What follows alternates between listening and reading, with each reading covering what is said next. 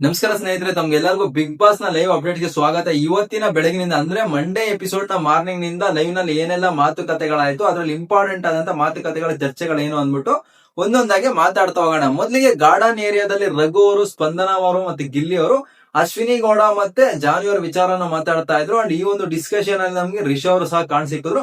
ಎಲ್ಲೋ ಒಂದ್ ಕಡೆ ಅಶ್ವಿನಿ ಗೌಡ ಮತ್ತೆ ಅಶ್ವಿನಿ ಗೌಡ ಗ್ಯಾಂಗ್ ಜೊತೆ ಕಾಣಿಸ್ಕೊಳ್ತಾ ಇದ್ದಂತ ರಿಷ್ ಅವರು ಈಗ ಬೆಳಗಿನಿಂದ ಲೈವ್ ನೋಡ್ಕೊಂಡ್ರು ಸಹ ನಮ್ಗೆ ಎಲ್ಲೊಂದ್ ಕಡೆ ಗಿಲ್ಲಿ ಮತ್ತೆ ರಘು ಅವ್ರ ಜೊತೆಗೆ ಹೆಚ್ಚಿನ ಕಾನ್ವರ್ಸೇಷನ್ ಮಾಡ್ತಾ ಇದಾರೆ. ಅದೇ ಗುಂಪಿನಲ್ಲಿ ಕಾಣಿಸಿಕ್ತಾ ಇದಾರೆ. ಎಲ್ಲೋ ಒಂದ್ ಕಡೆ ತಂಡನ ಶಿಫ್ಟ್ ಮಾಡಿದ್ದಾರೆ. ಕಿಚ್ಚನ ಪಂಚಾಯಿತಿಯ ನಂತರ ಟರ್ನ್ ಅರೌಂಡ್ ಆಗಿದ್ದಾರೆ. ಮತ್ತೆ ಇಲ್ಲಿ ಗಿಲ್ಲಿ ಕಡೆಗೆ ಬಂದಿದ್ದಾರೆ ರಿಷ್ ಅವ್ರು ಅಂತಾನೆ ಹೇಳ್ಬೋದು. ಬೆಳಗಿನಿಂದ ಯಾರೆಲ್ಲ ಲೈವ್ ನೋಡ್ತಾ ಇದ್ರೆ ನಿಮ್ಗೆ ಈಗಾಗಲೇ ಕ್ಲಾರಿಟಿ ಬಂದ್ಬಿಡಿರುತ್ತೆ. ಒಂಥರ ಗ್ರೂಪ್ ನ ಒಂದು ತಂಡವನ್ನ ಚೇಂಜ್ ಮಾಡಿದ್ದಾರೆ ರಿಷ್ ಅವರು. ಅಂಡ್ ಇಲ್ಲಿ ಇವರು ಡಿಸ್ಕಷನ್ ಮಾಡ್ತಾ ಇದ್ದಂತ ವಿಚಾರ ಏನಪ್ಪಾ ಅಂದ್ರೆ, ಅಶ್ವಿನಿ ಗೌಡ ಅವರು ತನ್ನ ತುಂಬಾ ಸ್ಟ್ರಾಂಗ್ ಅಂತ ಅನ್ಕೊಂಡಿದ್ದಾರೆ. ಬಟ್ ಬಿಗ್ ಬಾಸ್ ಮನೆಯಲ್ಲಿ ತುಂಬಾ ಅಂದ್ರೆ ತುಂಬಾ ವೀಕ್ ಕಂಟೆಸ್ಟೆಂಟ್ ಅಶ್ವಿನಿ ಗೌಡ ಅವರು. ಅವರ ಜೊತೆಯಲ್ಲಿ ಯಾರಾದ್ರೂ ಒಬ್ಬ ಕಂಟೆಸ್ಟೆಂಟ್ ಇದ್ರೆ ಮಾತ್ರನೇ ಅವ್ರು ಮಾತಾಡೋದು ಅಂಡ್ ಅವ್ರು ಹೊರಗಡೆ ಬಂದು ನಿಂತ್ಕೊಳ್ಳೋದು ಸ್ಟ್ರಾಂಗ್ ಆಗಿ. ಇನ್ ಕೇಸ್ ಏನಾದ್ರು ಅವ್ರ ಜೊತೆಯಲ್ಲಿ ಯಾರಾದ್ರೂ ಕಂಟೆಸ್ಟೆಂಟ್ ಇಲ್ಲ ಅಂದ್ರೆ ತುಂಬಾ ಸೈಲೆಂಟ್ ಆಗಿ ಹೋಗ್ತಾರೆ. ತುಂಬಾ ವೀಕ್ ಇದಾರೆ ಅಶ್ವಿನಿ ಗೌಡ ಅವರು ಬಿಗ್ ಬಾಸ್ ಮನೆಯಲ್ಲಿ ಅನ್ನೋ ತರ ಇಲ್ಲಿ ಮಾತಾಡ್ತಾ ಇದ್ರು. ಅಂಡ್ ಇಲ್ಲಿ ಸ್ಪಂದನ ಅವರು ಇನ್ನೊಂದು ವಿಚಾರವನ್ನು ಮಾತಾಡ್ತಾ ಇದ್ರು. ಹೇಳ್ತಾ ಇದ್ರು ಅದೇನಪ್ಪಾ ಅಂದ್ರೆ, ಅಶ್ವಿನಿ ಗೌಡ ಅವ್ರ ಜೊತೆ ಯಾರಿದ್ರು ಸಹ ಶಾಡೋ ಆಗಿ ಹೋಗ್ತಾರೆ. ಅವ್ರು ಹೆಚ್ಚಿಗೆ ಕಾಣಿಸ್ಕೊಳ್ಳೋದಿಲ್ಲ. ಕಾಣಿಸ್ಕೊಳ್ಳೋದಕ್ಕೆ ಅಶ್ವಿನಿ ಗೌಡ ಅವ್ರು ಅವಕಾಶ ಮಾಡ್ಕೊಡೋದಿಲ್ಲ ಅಂತ ಮಾತಾಡ್ತಾ ಇದ್ರು. ಅಂಡ್ ಇಲ್ಲಿ ರಘು ಅವರು ಮತ್ತೆ ಗಿಲ್ಲಿ ಅವರು ಇನ್ನೊಂದು ಕಾನ್ವರ್ಸೇಷನ್ ಆಗ್ತಾ ಇತ್ತು. ಅದೇನಪ್ಪಾ ಅಂದ್ರೆ, ಏನು ಬಿಗ್ ಬಾಸ್ ಮನೆಗೆ ಫ್ಯಾಮಿಲಿಗಳಿಂದ ಲವ್ ಅಂಡ್ ಸಪೋರ್ಟ್ ಅಂತ ಲೆಟರ್ ಬಂದಿತ್ತು. ಆ ಒಂದು ಸಂದರ್ಭದಲ್ಲಿ ಲೆಟರ್ ತ್ಯಾಗ ಮಾಡಿದಂತ ಅಶ್ವಿನಿ ಗೌಡ ಅವರು ಪದೇ ಪದೇ ಮನೆಯಲ್ಲಿದ್ದಂತ ಎಲ್ಲಾ ಕಂಟೆಸ್ಟೆಂಟ್ ಗಳ ಹತ್ರ ಹೋಗ್ಬಿಟ್ಟು ನಾನು ಲೆಟರ್ ತ್ಯಾಗ ಮಾಡ್ಕೊಟ್ಟೆ, ನಾನು ಲೆಟರ್ ತ್ಯಾಗ ಮಾಡ್ಕೊಟ್ಟೆ ಅನ್ನೋ ತರ ಮಾತಾಡ್ತಾ ಇದ್ರಂತೆ. ಸೊ ಆ ಒಂದು ವಿಚಾರವಾಗಿ ಇಲ್ಲಿ ಮಾತಾಡ್ತಾ ಇದ್ರು. ಆಕ್ಚುಲಿ ಕಿಚ್ಚನ ಪಂಚಾಯಿತಿಯಲ್ಲಿ ಧನುಷ್ಗೆ ಕಿಚ್ಚನ ಚಪ್ಪಾಳೆ ಬಂದಿದ್ ಏನಕ್ಕಪ್ಪ ಅಂದ್ರೆ, ಧನುಷ್ ಲೆಟರ್ ತ್ಯಾಗ ಮಾಡದಾದ್ಮೇಲೆ ಯಾರತ್ರ ಸಹ ಹೋಗ್ಬಿಟ್ಟು ಡಿಸ್ಕಷನ್ ಮಾಡ್ಲಿಲ್ಲ. ಒಂಥರ ಸಿಂಪತಿ ಗೇಮ್ ನ ಆಡೋದಕ್ಕೆ ಪ್ರಯತ್ನ ಪಡ್ಲಿಲ್ಲ. ಸೊ ಆ ಒಂದು ವಿಚಾರಕ್ಕೆ ಮೆಚ್ಚಿಬಿಟ್ಟು ಸುದೀಪ್ ಸರ್ ಅವ್ರಿಗೆ ಕಿಚ್ಚನ ಚಪ್ಪಾಳೆ ಕೊಟ್ರು. ಬಟ್ ಇಲ್ಲಿ ಅಶ್ವಿನಿ ಗೌಡ ಅವ್ರ ವಿಚಾರದಲ್ಲಿ ನಾವು ತಗೊಂಡ್ರೆ ಪದೇ ಪದೇ ಅದೇ ವಿಚಾರವನ್ನ ಡಿಸ್ಕಸ್ ಮಾಡ್ತಾ ಇದ್ರು. ಒಂಥರ ಸಿಂಪತಿ ಗೇಮ್ ಆಡೋ ಪ್ರಯತ್ನ ಪಡ್ತಾ ಇರೋ ನಂತರ ಇಲ್ಲಿ ರಘು ಅವ್ರು ಮಾತಾಡ್ತಾ ಇದ್ರು. ಅಂಡ್ ಗಿಲ್ಲಿ ಅವರು ಇಲ್ಲಿ ಏನಪ್ಪ ಹೇಳಿದ್ರು ಅಂದ್ರೆ, ಜಾನಿ ಅವ್ರು ಆಕ್ಚುಲಿ ಮೊದಲಿಗೆ ನಾನು ಲೆಟರ್ ತ್ಯಾಗ ಮಾಡ್ತೀನಿ ಅಂತ ಹೇಳಿದ್ರಂತೆ. ಬಟ್ ಅಶ್ವಿನಿ ಗೌಡ ಅವರು ಕೊನೆ ಮೂಮೆಂಟ್ ನಲ್ಲಿ ಲೆಟರ್ ತ್ಯಾಗ ಮಾಡಿದ್ರಂತೆ ಅನ್ನೋದ್ರ ಇಲ್ಲಿ ಚರ್ಚೆ ಆಗ್ತಾ ಇತ್ತು. ಅಂಡ್ ಇನ್ ಬಿಗ್ ಬಾಸ್ ಅವರು ಒಂದು ಅನೌನ್ಸ್ಮೆಂಟ್ ಗೋಸ್ಕರ ಮನೆಯಲ್ಲಿ ಇದ್ದಂತ ಎಲ್ಲಾ ಕಂಟೆಸ್ಟೆಂಟ್ ಗಳನ್ನ ಸೋಫಾ ಮೇಲೆ ಕೂರಿಸ್ಬಿಟ್ಟು ಅನೌನ್ಸ್ಮೆಂಟ್ ಮಾಡಿದ್ರು. ಲೈವ್ ನಲ್ಲಿ ನಮ್ಗೆ ಅದನ್ನ ಸಿಗ್ಲಿಲ್ಲ. ಲೈವ್ ನಲ್ಲಿ ಅದನ್ನ ತೋರಿಸ್ತಿಲ್ಲ. ಯಾಕಂದ್ರೆ ಎಪಿಸೋಡ್ ನೋಡೋರಿಗೆ ಸ್ವಲ್ಪ ಕ್ಯೂರಿಯಾಸಿಟಿ ಇರಲಿ, ಸ್ವಲ್ಪ ಅಟ್ರಾಕ್ಷನ್ ಇರಲಿ ಎಪಿಸೋಡ್ ನ ಮೇಲೆ ಅಂತ ಕೆಲವೊಂದು ಇಂಪಾರ್ಟೆಂಟ್ ಆದಂತ ವಿಚಾರಗಳನ್ನ ಲೈವ್ ನಲ್ಲಿ ತೋರಿಸಲ್ಲ. ಸೊ ಈ ಒಂದು ಡಿಸ್ಕಷನ್ ಆದ್ಮೇಲೆ, ಅನೌನ್ಸ್ಮೆಂಟ್ ಆದ್ಮೇಲೆ ಹೊರಗಡೆ ಬಂದಂತಹ ಗಿಲ್ಲಿ ಅವರು ಮತ್ತೆ ಸ್ಪಂದನ ಅವರು ತುಂಬಾ ಅಸಮಾಧಾನ ವ್ಯಕ್ತಪಡಿಸ್ತಾ ಇದ್ರು. ಅಶ್ವಿನಿ ಗೌಡ ಅವ್ರ ವಿರುದ್ಧವಾಗಿ ಆಗಿರ್ಬೋದು, ಜಾನಿ ಅವ್ರ ವಿರುದ್ಧವಾಗಿ ಆಗಿರ್ಬೋದು. ಇಲ್ಲಿ ಗಿಲ್ಲಿ ಅವರು ತುಂಬಾ ಅಂದ್ರೆ ತುಂಬಾ ಬೇಜಾರ್ನಲ್ಲಿದ್ರು. ಗಿಲ್ಲಿ ಅವರು ಎಲ್ಲ ನಗ್ನಾಗ ಆಡ್ಕೊಂಡು ಒಂಥರ ಹೀಯಾಳ್ಸೋ ತರ ಮಾತಾಡ್ತಾ ಇದ್ರು, ರೀಸನ್ಸ್ ಕೊಡ್ತಾ ಇದ್ರಲ್ವಾ. ಇನ್ ಕೇಸ್ ಏನಾದ್ರು ಅದೇ ತರ ನಾನು ನಕ್ನಾಕೊಂಡು ರೀಸನ್ಸ್ ಕೊಟ್ಟಿದ್ರೆ, ಕಾಮಿಡಿ ವೇಲ್ ಮಾತಾಡಿದ್ರೆ ಇವರೆಲ್ಲ ಯಾವ ತರ ಮಾಡ್ತಾ ಇದ್ರು. ಎಸ್ಪೆಷಲಿ ಅಶ್ವಿನಿ ಗೌಡ ಅವರು ಇದು ತುಂಬಾ ಸೀರಿಯಸ್ ಆದಂತ ಚಟುವಟಿಕೆ, ಇಲ್ಲಿ ನೀನ್ ಏನ್ ಮಾಡ್ತಾ ಇದೀಯ, ಬುದ್ಧಿ ಇದೆ ಅದು ಇದಂತ ಜೋರಾಗಿ ಮಾತಾಡ್ಬಿಡೋರಲ್ವಾ. ಬಟ್ ಈಗ ಅವ್ರು ಮಾಡಿದ್ದೇನು ಅನ್ನೋ ತರ ಇಲ್ಲಿ ಡಿಸ್ಕಷನ್ ಆಗ್ತಾ ಇತ್ತು. ಎಲ್ಲರೂ ಟಾರ್ಗೆಟೆಡ್ ಮಾಡಿ ಬೇಕು ಅಂತಾನೆ ಮಾಡಿದ್ರು ಅನ್ನೋ ತರ ಇಲ್ಲಿ ಗಿಲ್ಲಿ ಅವ್ರ ಬಾಯಿಂದ ಮಾತುಗಳು ಸಹ ಬಂತು. ಅಂಡ್ ಸ್ಪಂದನ್ ಅವ್ರು ಸಹ ಹೌದು ನಿಜವಾಗ್ಲೂ ಟಾರ್ಗೆಟೆಡ್ ಮಾಡಿ ಬೇಕು ಅಂತಾನೆ ಮಾಡಿದ್ದವ್ರು ಅನ್ನೋ ತರ ಮಾತಾಡ್ತಾ ಇದ್ರು. ಬಟ್ ನಾಮಿನೇಷನ್ ವಿಚಾರದಲ್ಲಿ ಯಾರನ್ನ ಟಾರ್ಗೆಟ್ ಮಾಡಿದ್ರು ಅನ್ನೋ ತರ ಇಲ್ಲಿ ಕ್ಲಿಯರ್ ಕಟ್ ಆದಂತ ಕ್ಲಾರಿಟಿ ಸಿಗ್ಲಿಲ್ಲ. ಅಂಡ್ ಇಲ್ಲಿ ಇನ್ನೊಂದು ವಿಚಾರ ಸಹ ಚರ್ಚೆ ಆಗ್ತಾ ಇತ್ತು. ಅದೇನಪ್ಪಾ ಅಂದ್ರೆ, ಅಶ್ವಿನಿ ಗೌಡ ಅವ್ರಿಗೆ ನಾಮಿನೇಷನ್ ಅಂದ್ರೆ ಭಯನೇ ಇಲ್ಲ. ನಾನ್ ಜೋರಾಗಿ ಮಾತಾಡ್ಬಿಟ್ರೆ, ಇಲ್ಲ ಜಗಳ ಮಾಡ್ಬಿಟ್ರೆ ಬಿಗ್ ಬಾಸ್ ಅವ್ರು ನಾನು ಉಳಿಸ್ಕೊಬಿಡ್ತಾರೆ, ಇಲ್ಲ ಜನಗಳು ನಂಗೆ ವೋಟ್ ಹಾಕ್ಬಿಡ್ತಾರೆ ಅನ್ನೋ ಒಂದು ಕಾನ್ಫಿಡೆನ್ಸ್, ಓವರ್ ಕಾನ್ಫಿಡೆನ್ಸ್ ಬಂದ್ಬಿಟ್ಟಿದೆ. ಸ್ವಲ್ಪ ಸಹ ಭಯ ಇಲ್ಲದೆ ಬಿಹೇವ್ ಮಾಡ್ತಾ ಇದ್ದಾರೆ. ಕೇವಲ ನಾನು ಜಗಳದಿಂದಾನೇ ಬಿಗ್ ಬಾಸ್ ಮನೇಲಿ ಇರ್ತೀನಿ ಅಂದ್ಬಿಟ್ಟು ನಾಮಿನೇಷನ್ ವಿಚಾರದ ತುಂಬಾ ಸಿರಿಯಾಗಿ ತಗೊಂಡ್ಬಿಟ್ಟಿದ್ರು ಅನ್ನೋ ತರ ಇಲ್ಲಿ ಮಾತಾಡ್ತಾ ಇದ್ರು. ಸೊ ಈ ಒಂದು ಮಾತಿನ ಅರ್ಥ ನಾವೇನ್ ಅರ್ಥ ಮಾಡ್ಕೊಬೇಕಂದ್ರೆ, ಮೇ ಬಿ ಏನಾದ್ರು ನಾಮಿನೇಷನ್ ಪ್ರೋಸೆಸ್ ನಲ್ಲಿ ಬೇಕು ಅಂತಾನೆ ನಾಮಿನೇಷನ್ ಗೆ ನಾನು ಹೋಗ್ತೀನಿ ಅಂತ ಆತರ ಅಶ್ವಿನಿ ಗೌಡ ಅವ್ರು ಏನಾದ್ರು ನಾಮಿನೇಷನ್ ತಗೊಂಡಿರ್ಬೋದು. ಇಲ್ಲಾಂದ್ರೆ ಗಿಲ್ಲಿ ವಿರುದ್ಧವಾಗಿ ನಾಮಿನೇಷನ್ ವಿಚಾರದಲ್ಲಿ ಕಾಮಿಡಿ ವೇಲ್ ಬೇರೆ ಏನಾದ್ರು ತರದ ರೀಸನ್ ಕೊಟ್ಟಿರ್ಬೋದು ಅಂತ ನಮ್ಗೆ ಇವರ ಮಾತುಗಳ ಮೂಲಕ ಅರ್ಥ ಆಗ್ತಾ ಇದೆ. ಬಟ್ ಲೈವ್ ನಲ್ಲಿ ಆ ಒಂದು ನಾಮಿನೇಷನ್ ಪ್ರೋಸೆಸ್ ಆಗಿರ್ಬೋದು, ಇವ್ರ ಮಧ್ಯೆ ನಡೆದಂತ ಚರ್ಚೆಗಳನ್ನಾಗಿರ್ಬೋದು ನಮ್ಗೆ ತೋರಿಸಲಿಲ್ಲ. ಬಟ್ ಹೊರಗಡೆ ಬಂದ ಮೇಲೆ ನಡೆದಂತ ಚರ್ಚೆಗಳಿವು. ಅಂಡ್ ರಘು ಸಹ ಬಂದ್ಬಿಟ್ಟು ಹೇಳ್ತಾ ಇದ್ರು, ಅಶ್ವಿನಿ ಗೌಡರ್ಗೆ ಓವರ್ ಕಾನ್ಫಿಡೆನ್ಸ್ ಆಗೋಗ್ಬಿಟ್ಟಿದೆ, ಭಯನೇ ಇಲ್ಲ, ಭಯ ಇಲ್ದಿರ ಬಿಹೇವ್ ಮಾಡ್ತಾ ಇದ್ರು, ಒಂಚೂರು ಭಯ ಇಲ್ಲ ಅವ್ರಿಗೆ. ಬಿಗ್ ಬಾಸ್ ಅಂದ್ರೂ ಭಯ ಇಲ್ಲ, ನಾ ಏನೋ ಎಲಿಮಿನೇಷನ್ ಅಂದ್ರೂ ಭಯ ಇಲ್ಲ ಅನ್ನೋ ತರ ರಘು ಸಹ ಸ್ವಲ್ಪ ಬೇಜಾರಿನಿಂದ ಮಾತಾಡ್ತಾ ಇದ್ರು.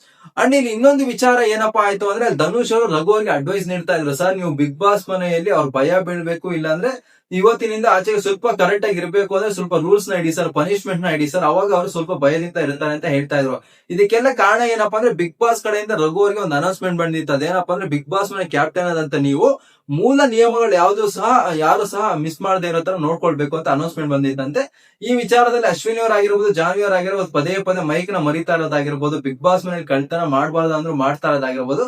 ಸೊ ಆ ಒಂದು ವಿಚಾರದಲ್ಲಿ ಈ ಚರ್ಚೆ ಬರ್ತಾ ಇತ್ತು. ಧನುಷ್ ಅವರು ರಘು ಅವರಿಗೆ ಅಡ್ವೈಸ್ ನೀಡ್ತಾ ಇದ್ರು, ನೀವು ಕಂಪ್ಲೀಟ್ ಆದಂತ ಸ್ಟ್ರಾಂಗ್ ಆಗಿರೋ ರೂಲ್ಸ್ ನೀಡಿ, ನಾನ್ ಕ್ಯಾಪ್ಟನ್ ಆದಾಗ ನಾನು ರೂಲ್ಸ್ ನ ಇಟ್ಟಿದ್ದು, ಯಾರು ಸಹ ಆ ರೂಲ್ಸ್ ನ ಮೀರೋದಕ್ಕೆ ಭಯ ಬಿದ್ಬಿಟ್ಟು ಪನಿಷ್ಮೆಂಟ್ ನೀಡ್ತೀನಿ ಅಂತ ಕ್ಲೀನ್ ಆಗಿ ಮೈಂಟೈನ್ ಮಾಡ್ತಾ ಇದ್ರು. ನೀವು ಸಹ ಅದೇ ತರ ಮಾಡಿ ಅನ್ನೋದ್ರ ಇಲ್ಲಿ ಅಡ್ವೈಸ್ ನೀಡ್ತಾ ಇದ್ರು. ಅಂಡ್ ಇಲ್ಲಿ ಧನುಷ್ ಅವರು ಗಿಲ್ಲಿಗೆ ಸಹ ಒಂದು ಅಡ್ವೈಸ್ ನೀಡ್ತಾ ಇದ್ರು. ಅದೇನಪ್ಪಾ ಅಂದ್ರೆ ಎಲ್ಲರೂ ಸಹ ನಿನ್ನನ್ನೇ ಬೆಳೆದು ತೋರಿಸ್ತಾರೆ ಗಿಲ್ಲಿ, ನೀನ್ ಕೆಲಸ ಮಾಡ್ಬಿಡು, ಅವಾಗ ಕ್ಯಾಪ್ಟನ್ಸ್ ಆದಂತವ್ರಿಗೆ ಯಾರಿಗೂ ತಲೆನೋವು ಇರೋದಿಲ್ಲ. ಪ್ರತಿಯೊಬ್ರು ಸಹ ಗಿಲ್ಲಿ ಕೇಳಿ ಕೆಲಸ ಮಾಡಿಸ್ತಾ ಇಲ್ಲ, ನೀವು ನಮಗೆ ಹೇಳ್ತಾ ಇದೀರ ಅಂತ ಪ್ರತಿಯೊಬ್ಬರಿಗೂ ಕೇಳ್ತಾರೆ ಕ್ಯಾಪ್ಟನ್ ಆದಂತವ್ರಿಗೆ. ನಿನ್ ಕೆಲಸ ನೀನ್ ಮಾಡ್ಬಿಡು ಅನ್ನೋ ತರ ಇಲ್ಲಿ ಧನುಷ್ ಅವರು ಸ್ವಲ್ಪ ಅಡ್ವೈಸ್ ನೀಡ್ತಾ ಇದ್ರು ಗಿಲ್ಲಿ ಅವರಿಗೆ. ಅಂಡ್ ರಘು ಅವರು ಸಹ ಹೌದು ಗಿಲ್ಲಿ, ನಿನ್ನಿಂದಾನೆ ಸುಮ್ನೆ ನಂಗೆ ಟೆನ್ಷನ್ ಆಗ್ಬಿಟ್ಟಿದೆ, ಸ್ವಲ್ಪ ಕೆಲಸ ಮಾಡಪ್ಪ ಅಂದ್ಬಿಟ್ಟು ಸ್ವಲ್ಪ ಇದ್ ಮಾಡ್ತಾರೆ, ಎದ್ಬಾ ಕೆಲಸ ಮಾಡು ಅಂತ ಕರ್ಕೊಂಬರೋದಕ್ಕೆ ಪ್ರಯತ್ನ ಪಡ್ತಾ ಇದ್ರು. ಅಂಡ್ ಇಲ್ಲಿ ಜಾನ್ವಿ ಅವ್ರ ವಿಚಾರ ಸಹ ಡಿಸ್ಕಷನ್ ಗೆ ಬಂತು. ಜಾನ್ವಿ ಅವರ ವಿಚಾರ ಏನಪ್ಪಾ ಅಂದ್ರೆ, ಏನು ಜಾನ್ವಿ ಅವರು ಮಾಡುವವರು ಕ್ಯಾಪ್ಟನ್ ಆದಾಗ ಕ್ಯಾಪ್ಟನ್ಸಿ ರೂಮ್ ಹೋಗ್ಬಿಟ್ಟು ಆ ಒಂದು ಹಾಲ್ನಾಗಿರ್ಬೋದು, ಇಲ್ಲ ಕಾಫಿ ಪುಡಿನಾಗಿರ್ಬೋದು ಕತ್ತಿದ್ರು. ಸೊ ಆ ಒಂದು ವಿಚಾರದಲ್ಲಿ ಕಿಚ್ಚನ ಪಂಚಾಯತಿಯಲ್ಲಿ ಸುದೀಪ್ ಸರ್ ಮಾತಾಡ್ಲಿಲ್ಲ, ಬೈದಿಲ್ಲ ಅಂತ ಮಾತ್ರಕ್ಕೆ ಅದು ತಪ್ಪು ಕರೆಕ್ಟ್ ಆಗೋದಿಲ್ಲ. ಇವಾಗ ಸಹ ಅವರು ಅದೇ ಕರೆಕ್ಟ್ ಅನ್ನೋ ಒಂದು ಬಿಹೇವಿಯರ್ ನಿಧಾನ ಇವಾಗ ಸಹ ಅದನ್ನೇ ಮಾಡ್ತಾ ಇದಾರೆ. ಎಸ್ಪೆಷಲಿ ಬಿಗ್ ಬಾಸ್ ಮನೆಯಲ್ಲಿ ಕ್ಯಾಪ್ಟನ್ ಆದಂತವ್ರಿಗೆ ಕ್ಯಾಪ್ಟನ್ ರೂಮ್ ಎಂಟ್ರಿ ಬಿಟ್ಟು ಬೇರೆ ಯಾವ್ದೋ ಕಂಟೆಸ್ಟೆಂಟ್ ಎಂಟ್ರಿ ಇರೋದಿಲ್ಲ. ಅಂತದ್ರಲ್ಲಿ ಕ್ಯಾಪ್ಟನ್ ರೂಮ್ ಹೋಗ್ಬಿಟ್ಟು ಇವ್ರು ಕಳ್ತನ ಮಾಡಿ ಅದನ್ನು ಸಹ ಸಮಂಜಸ ಅನ್ನೋ ತರ ವಾದ ಮಾಡೋದಿದೆಯಲ್ಲ, ತುಂಬಾ ತಪ್ಪು. ಸುದೀಪ್ ಸರ್ ಬೈದಿಲ್ಲ, ಕಿಚ್ಚನ ಪಂಚಾಯತಿ ಮ್ಯಾಟರ್ ಬಂದಿಲ್ಲ ಅಂದಿದ ತಕ್ಷಣ ಅದು ಕರೆಕ್ಟ್ ಆಗೋಗಿಲ್ಲ, ಸ್ವಲ್ಪ ಆದ್ರೂ ಬುದ್ಧಿ ಇರಬೇಕು ಅನ್ನೋ ಜಾನ್ವಿ ಅವ್ರ ಮೇಲೆ ಅಸಮಾಧಾನ ವ್ಯಕ್ತಪಡಿಸ್ತಾ ಇದ್ರು. ಅಂಡ್ ಇನ್ನೊಂದು ಡಿಸ್ಕಷನ್ ಸಹ ಜಾನ್ವಿ ಅವ್ರ ವಿಚಾರವಾಗಿ ಆಯ್ತು. ಅದೇನಪ್ಪಾ ಅಂದ್ರೆ, ಸುದಿ ಅವರು ಬಿಗ್ ಬಾಸ್ ಮನೆಯಿಂದ ಹೊರಗಡೆ ಹೋದಾಗ ಇಲ್ಲಿ ಜಾನ್ವಿ ಅವ್ರು ಏನ್ ಹತ್ಕೊಂಡ್ ಕುಳಿತುಕೊಂಡಿದ್ರು, ತುಂಬಾ ಬೇಜಾರಿನಿಂದ ಇದ್ರು. ಅದು ಒಂಥರ ಕ್ಯಾಮ್ರಾ ಅವ್ರ ಕಡೆ ತಿರುಗ್ಲಿ ಅಂತ ನಾಟಕ ಆಡೋದಕ್ಕಾಗಿರ್ಬೋದು, ಇಲ್ಲಾಂದ್ರೆ ಸುದಿಯವರ ಅಭಿಮಾನಿಗಳು ಮುಂದಿನ ಎಪಿಸೋಡ್ ಗಳಿಂದ ಜಾನ್ವಿಯರ್ಗೆ ಓಟ್ ಹಾಕೋದಕ್ಕೋಸ್ಕರ ಆತರ ನಾಟಕ ಮಾಡಿದ್ರು ಅನ್ನೋ ಅರ್ಥ ಬರತ್ತೆ ಇವ್ರು ಮಾತಾಡ್ತಾ ಇದ್ರು. ಯಾಕೆ ಅಂದ್ರೆ ಕಿಚ್ಚನ ಪಂಚಾಯತಿ ಕಂಪ್ಲೀಟ್ ಆದ್ಮೇಲೆ ಏನು ಬೇಜಾರ್ನಲ್ಲಿ ಅಳ್ಕೊಂಡ ಕುತ್ಕೊಂಡಿದ್ರು ಜಾನ್ವಿ ಅವರು, ನಂತರ ಅಲ್ಲೆಲ್ಲೂ ಸಹ ಹತ್ಕೊಂಡ್ ಕೂತಿರೋದಾಗಿರ್ಬೋದು, ಬೇಜಾರ್ನಿಂದ ಕಾಣಿಸಿದಾಗಿರ್ಬೋದು, ಕಾಣಲಿರುವಂತೆ ತುಂಬಾ ಚೇಂಜಿಂಗ್ ತರಾನೇ ಕಾಣಿಸ್ಕೊಂಡ್ರಂತೆ. ಸೊ ಆ ಒಂದು ವಿಚಾರವಾಗಿ ಕ್ಯಾಮ್ರಾ ಅವ್ರ ಕಡೆ ತಿರುಗಿ ಅಂತಾನೆ ಹತ್ಕೊಂಡಿದ್ದು ಅಂತ ಇದು ಮಾತಾಡ್ತಾ ಇದ್ರು. ರಘು ಅವರು ಸಹ ಈ ಒಂದು ಮಾತನ್ನ ಹೇಳ್ತಾ ಇದ್ರು, ಅವ್ರು ಕೇವಲ ಕ್ಯಾಮ್ರಾ ಅವ್ರ ಕಡೆ ತಿರುಗ್ಲಿ ಅಂತ ಮಾತ್ರನೇ ಮಾತಾಡ್ತಾ ಇದ್ದ ಅನ್ನೋ ವಿಚಾರವನ್ನ ಇಲ್ಲಿ ಮಾತಾಡ್ತಾ ಇದ್ರು. ಅಂಡ್ ಬಿಗ್ ಬಾಸ್ ಮನೆ ಒಳಗಡೆ ಕೆಲಸನ ಮಾಡ್ಸೋದಕ್ಕೆ ಇವ್ರನ್ನ ಗಿಲ್ಲಿ ಅವ್ರನ್ನ ಕರ್ಕೊಂಡ್ ಬಂದ್ರು, ಯಾರು ರಘು ಅವರು. ಗಿಲ್ಲಿಗೆ ಪದೇ ಪದೇ ಕೆಲಸ ಮಾಡುವಂತ ಒತ್ತಾಯ ಮಾಡ್ತಾ ಇದ್ರು. ಬಟ್ ಗಿಲ್ಲಿ ಅವರು ಆ ಒಂದು ಟಾಪಿಕ್ ನ ಚೇಂಜ್ ಮಾಡಿ ಬೇರೆ ಏನಾದ್ರು ಟಾಪಿಕ್ ತಗೊಂಡ್ಬಂದು ರಘು ಅವ್ರ ಕಾಲ್ ಎಳೆಯೋದಾಗಿರ್ಬೋದು, ಜೋಕ್ ಮಾಡೋದಾಗಿರ್ಬೋದು ಮಾಡ್ತಾ ಇದ್ರು. ಅಂಡ್ ಈ ಒಂದು ಸಂದರ್ಭದಲ್ಲಿ ಸ್ಪಂದನ ಅವ್ರ ಕೆಲಸ ಮಾಡಿ ಮುಗಿಸಾದ್ಮೇಲೆ ನಾನು ಮಾಡ್ತೀನಿ ಅಂತ ಗಿಲ್ಲಿ ಅವ್ರು ಹೇಳಿದ್ರು. ಸ್ಪಂದನ ಅವ್ರ ಕೆಲಸವನ್ನ ಮಾಡ್ತಾ ಇದ್ರು. ಇಲ್ಲಿ ಸ್ಪಂದನ ಅವ್ರ ಕೆಲಸ ಮಾಡ್ಬೇಕಾದ್ರೆ ಇಲ್ಲಿ ಗಿಲ್ಲಿ ಮತ್ತೆ ರಘು ಅವ್ರ ಏನಿದ್ರೆ ಇಬ್ರು ಡಿಸ್ಕಷನ್ ಮಾಡ್ತಾ ಇದ್ರು, ಒಬ್ಬರ ಕಾರಣ ಒಬ್ರು ಹೇಳ್ಕೊತಾ ಇದ್ರು. ರಘು ಅವರು ಇಲ್ಲಿ ಗಿಲ್ಲಿ ಅವ್ರಿಗೆ ಬುದ್ಧಿ ಮಾತುಗಳನ್ನ ಹೇಳ್ತಾ ಇದ್ರು, ನಿನ್ನಿಂದಾನೇ ಬಿಗ್ ಬಾಸ್ ಮನೆಯಿಂದ ಕಂಟೆಸ್ಟೆಂಟ್ ಗಳಿಗೆ ಎಲ್ಲರಿಗೂ ಸಹ ಅನಹೆಲ್ದಿ ಆಗ್ತಾ ಇದೆ, ಅಲರ್ಜಿಸ್ ಬರ್ತಾ ಇದೆ. ಒಂದ್ಸರಿ ನಿನ್ ಬಟ್ಟೆಗಳು ನೋಡಿ ಎಷ್ಟು ಗಲೀಜಾಗಿ ಇಟ್ಕೊಂಡಿದ್ಯಾ, ಸ್ವಲ್ಪ ಆದ್ರೂ ನೀಟ್ನೆಸ್ ಇರ್ಬೇಕಲ್ವಾ, ನಿನ್ನಿಂದಾನೇ ಎಲ್ಲರಿಗೂ ಅನಹೆಲ್ದಿ ಆಗ್ತಾ ಇದೆ, ಹೋಗ್ ಫಸ್ಟ್ ಕ್ಲೀನ್ ಮಾಡೋಣ ಅಂತ ಹೇಳ್ತಾ ಇದ್ರು. ಅಂಡ್ ಇಲ್ಲಿ ಗಿಲ್ಲಿ ಅವರು ರಘು ಅವ್ರಿಗೆ ಕೌಂಟರ್ ಕೊಡೋ ತರ, ಅಷ್ಟೆಲ್ಲ ಕಾಳಜಿ ಇದ್ದಾರ, ಅಷ್ಟೆಲ್ಲ ನಿಮ್ಗೆ ಇದಿದ್ರೆ ಬೇಕಾದ್ರೆ ನೀವೇ ಹೋಗಿ ಕ್ಲೀನ್ ಮಾಡ್ಕೊಡಿ, ನಿಮ್ ಕಾಳಜಿ ಇರೋರು ಅಷ್ಟು ಮಾಡ್ಕೊಡಕ್ ಆಗಲ್ವಾ ಅನ್ನೋ ತರ ರಘು ಅವ್ರು ಕಾಲ್ ಹಿಡಿತಾ ಇದ್ರು ಇಲ್ಲಿ. ಅಂಡ್ ರಿಷಾ ಅವರು ರಘು ಅವ್ರನ್ನ ಪದೇ ಪದೇ ಮಾತಾಡಕ್ ಬರ್ತಾ ಇದ್ದಾಗ ರಿಷಾ ಮತ್ತೆ ರಘು ಅವ್ರನ್ನ ಸ್ವಲ್ಪ ಟಾಂಟ್ ಮಾಡೋ ತರ, ಕಾಮಿಡಿ ಮಾಡೋ ತರ ಸರ್ ಮಾತಾಡ್ತಾ ಇದ್ರು.